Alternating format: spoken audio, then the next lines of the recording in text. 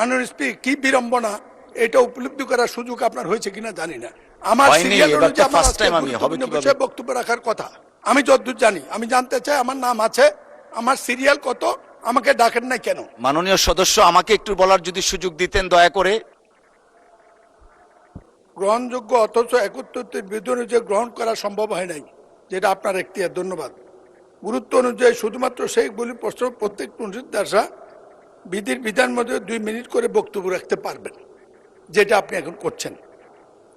এটা আমি যতদূর জানতাম, এটা আমি পঞ্চমবার সংসদে, এটা ক্রমিক অনুযায়ী হবে। আমরা এই ক্রমিকটা পাওয়ার জন্য সকাল 10টা আসে লাইন দেয়। মাননীয় স্পিকার, কি বিড়ম্বনা, এটা উপলব্ধি করার সুযোগ আপনার হয়েছে কিনা জানি না। আমার সিরিয়াল অনুযায়ী আমার আজকে গুরুত্বপূর্ণ বিষয়ে বক্তব্য রাখার কথা।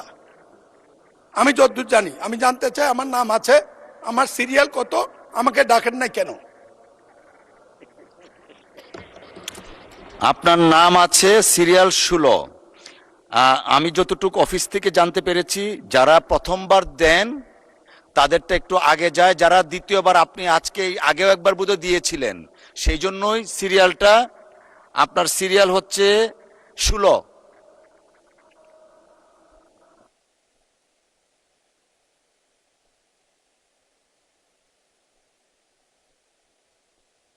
মাননীয় সদস্য, আই হ্যাভ বিন ইনফর্মড। মাননীয় সদস্য একটু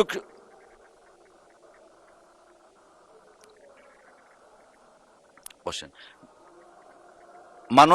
মাননীয় সদস্য, আমাকে একটু বলার যদি সুযোগ দিতেন দয়া করে। আপনি বসুন দয়া করে, সিনিয়র মেম্বার এই হাউজের। আমাদের আগের সাবেক একটা স্পিকারের রুলিং আছে, যারা প্রথমবার দেন তাদেরটা প্রায়োরিটাইজ হয়। যারা, মাননীয় সদস্য আমি শেষ করি, একটু পেশেন্স রাখি আমরা।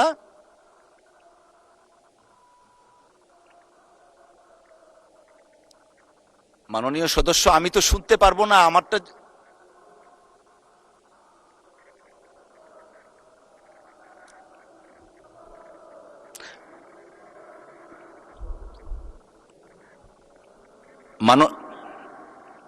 মাননীয় সদস্য একটু দয়া করে অ্যালাউ করেন, আমি বলি, আপনি শুনেন। সাবেক একটা রুলিং আছে স্পিকার কর্তৃক প্রদত্ত।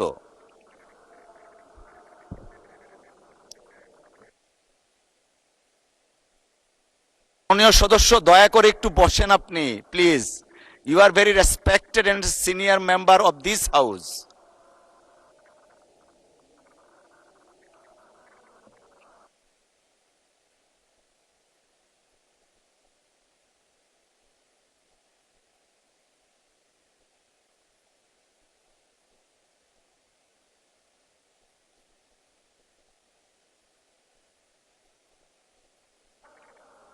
না না না, মাননীয় আপনি বসেন, জয়নুল আবেদিন সাহেব, আপনি বসেন প্লিজ।